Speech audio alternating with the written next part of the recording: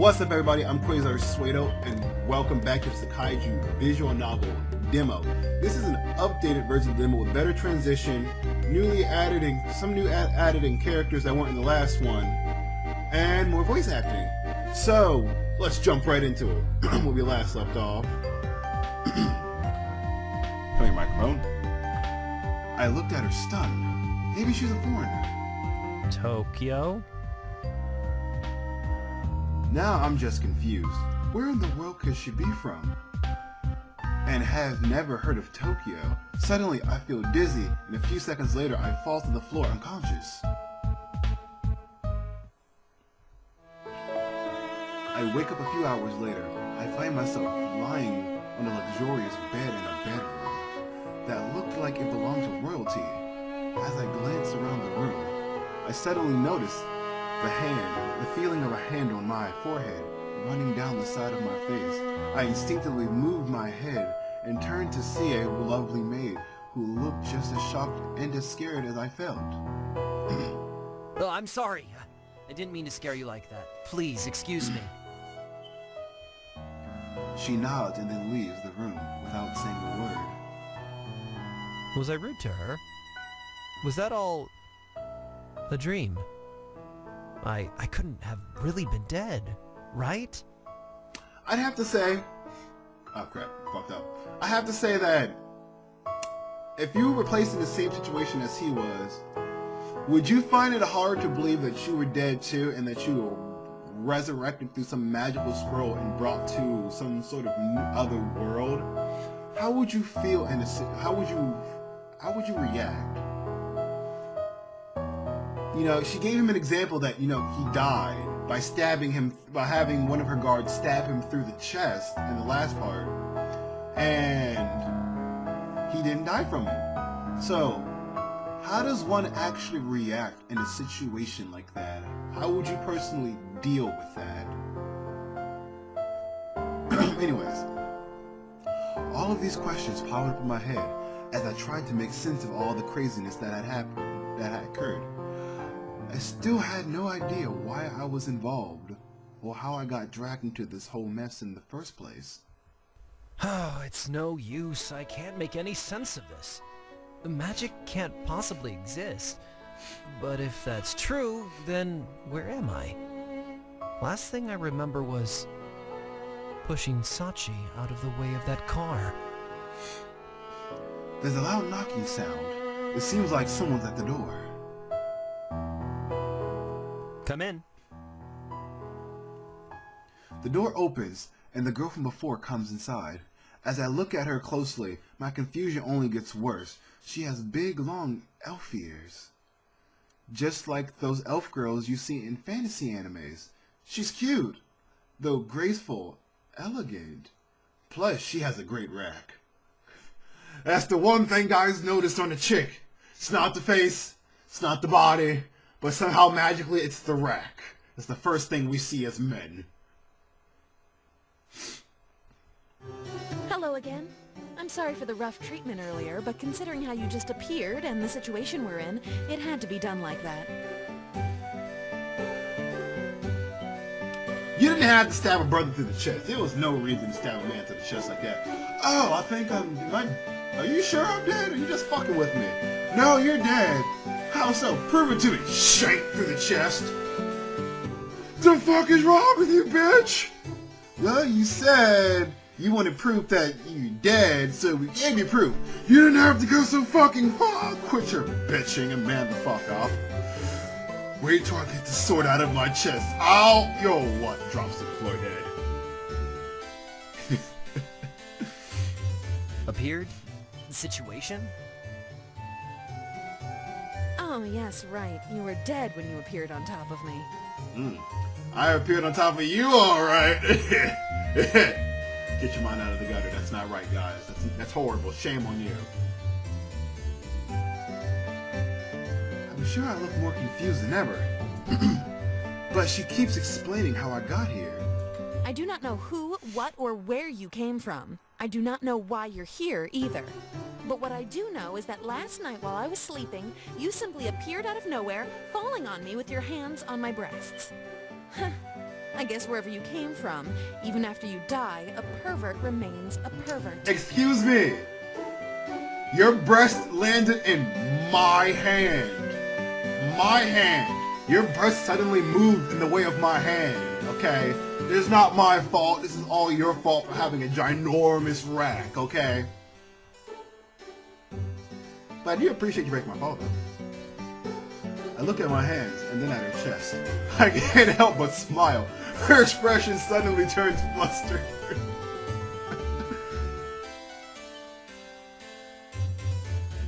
That's right. Pay attention, you pervert. I'm only gonna say this once.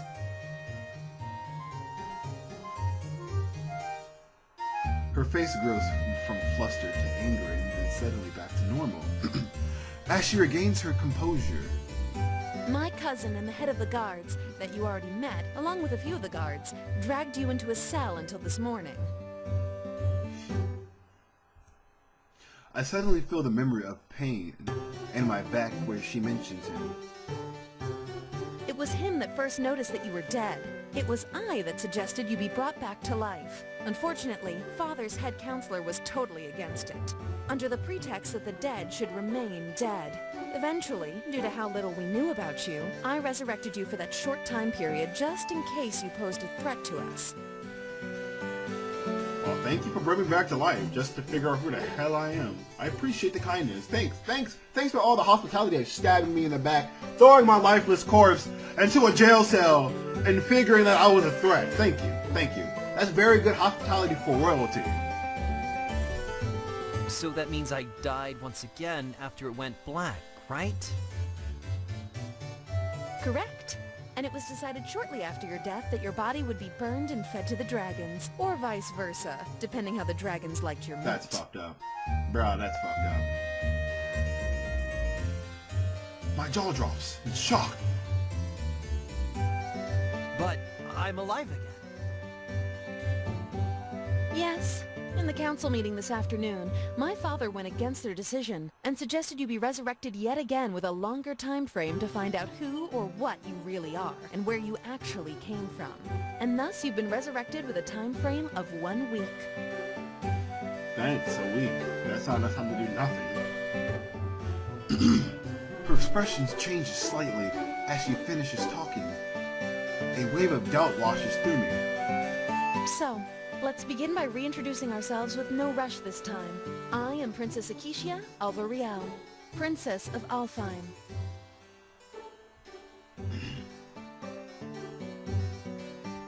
Alfheim? Wait, are you a real elf? Are those ears real?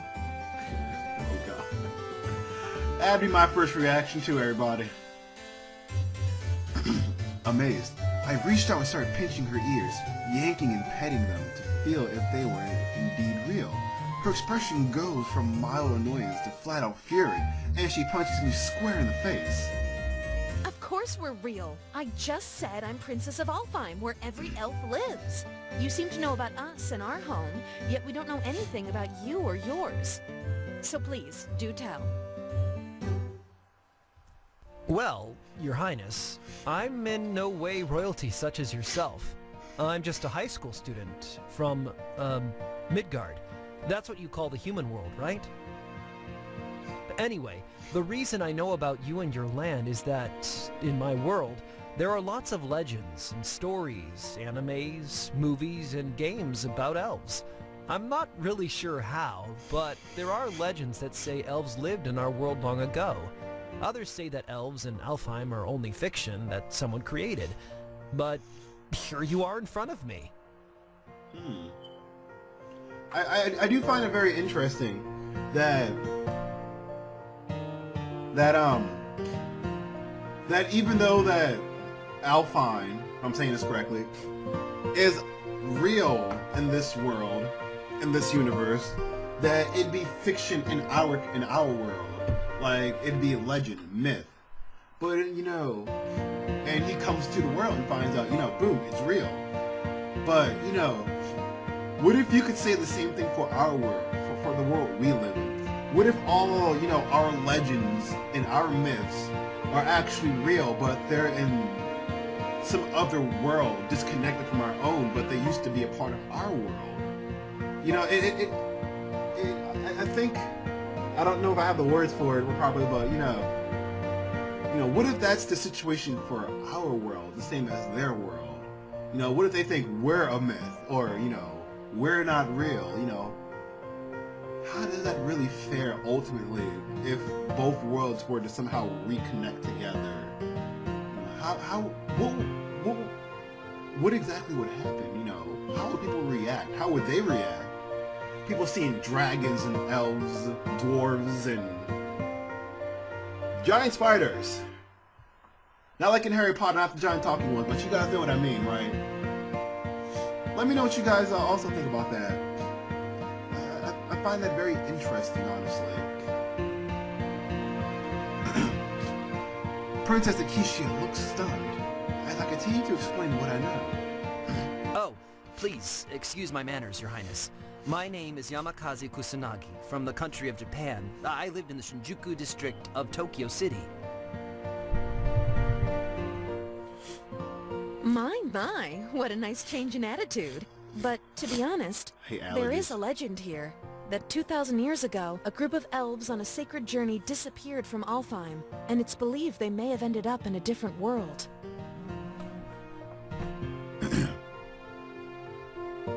My expression becomes puzzled. 2,000 years ago? Well, that's almost since our recorded history began. What is this sacred journey that they were on anyway?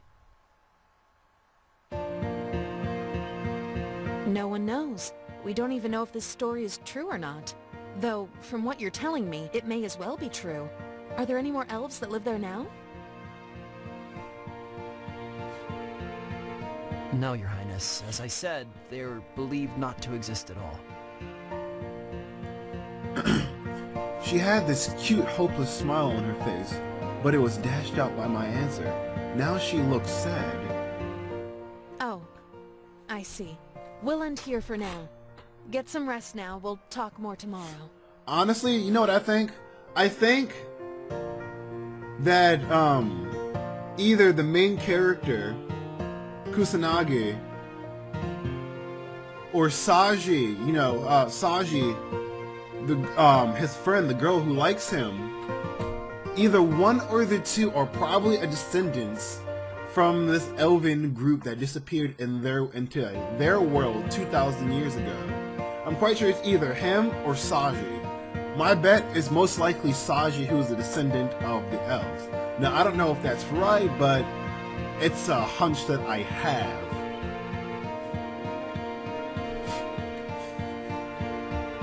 As I watched her expression,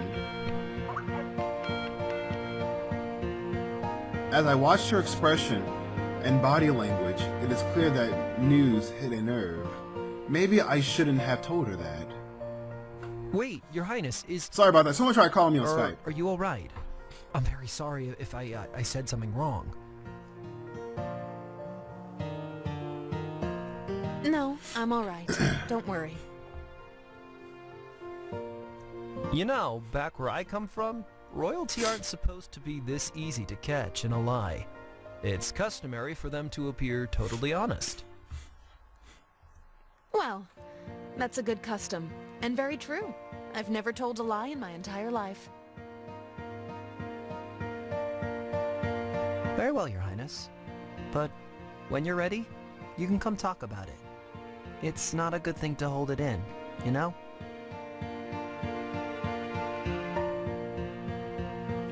After hearing that, she puts on a smile as if to say that she's really okay, and then she leaves the room.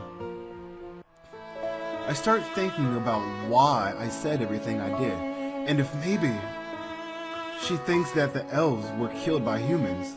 There's no record of that, but then again, there's no record of elves anywhere in our history.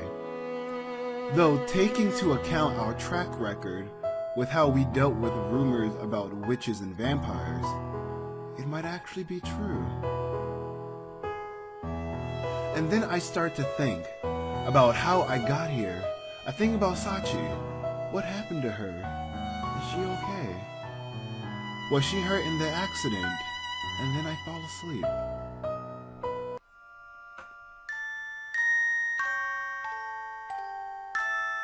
Four days ago. Sir, breakfast is ready. Please wake up. Oh, Sachi, I told you to stop doing this. I can get ready for school on my own. Sachi? Sir, it's time to stop dreaming of girls and wake up. Stop being so jealous, Sachi. 5 more minutes. A couple of minutes later, I hear footsteps walking away from my bed, and then ice cold water dumped all over my head. And my face, I shoot up. I shoot up upright in the bed, and angrily look around to try to find the person responsible. Hey, what the hell do you think you're doing? Are you trying to kill me? I realize that I'm shouting at the maid from yesterday. She looks back at me timidly. I'm deeply sorry, sir, but you weren't getting up, and it seemed like you were having a perverted dream about a girl named Sachi. Unless it's a guy, but I mean, it's okay if it's like that, sir. No, I do Don't not worry. swing that way, I'll thank you go very tell much. someone. If I have a dream about a woman, that's my business. Just don't walk into. Wait, hold the fuck up. Back up real quick. Why'd you walk into my room in the first place? What happened to knocking first? Doesn't a brother get some common courtesy around here? You could have been, polite and like, hello, are you awake? You just gonna walk in my room and throw cold water on me? You know what? I'm gonna have your job. I'm gonna have you fired. That's what I'm gonna do. I'm gonna talk to the people in charge about this. She's smiling at me timidly. Also, look at the bright side. Now you won't have to wash your face. Though, you should hurry up and get dressed. You do have a nice smile, I'll give you that. Moonstar, I have to ask. Is she supposed to be a dark elf, right? I just want to clear that out of the way.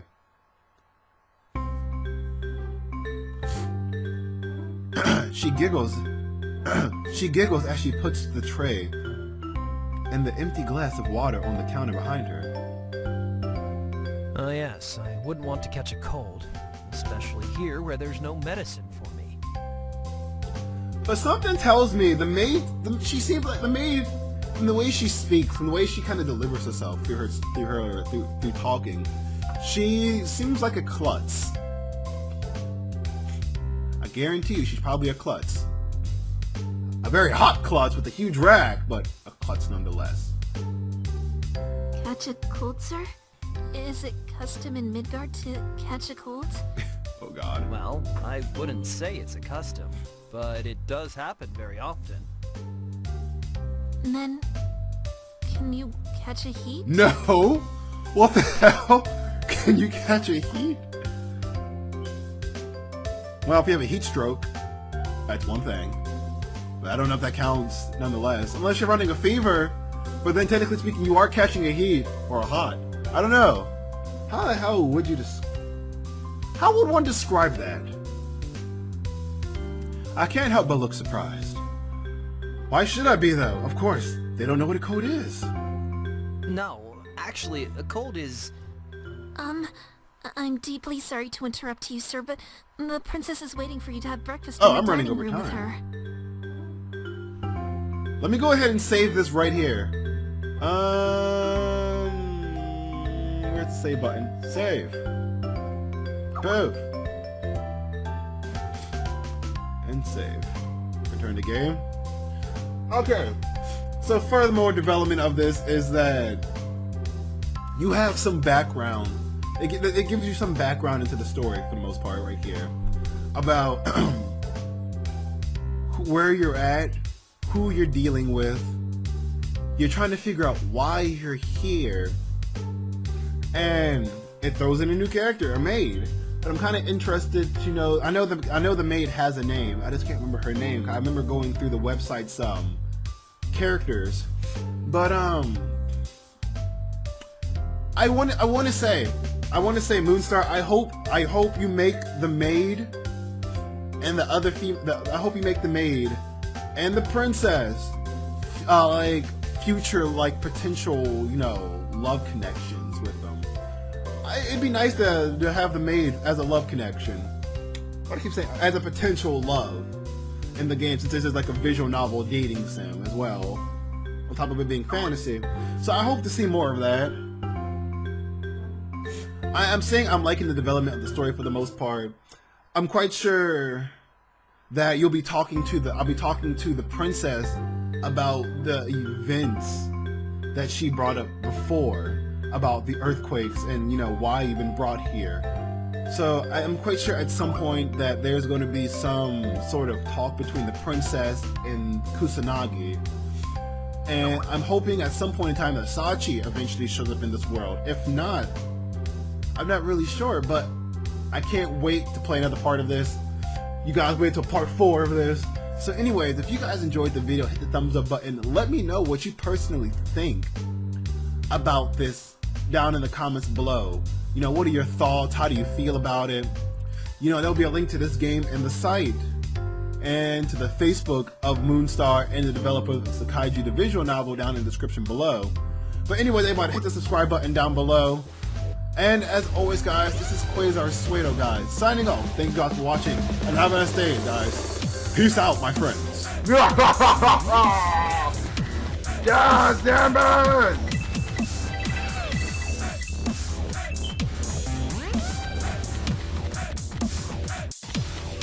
Believe in this dream.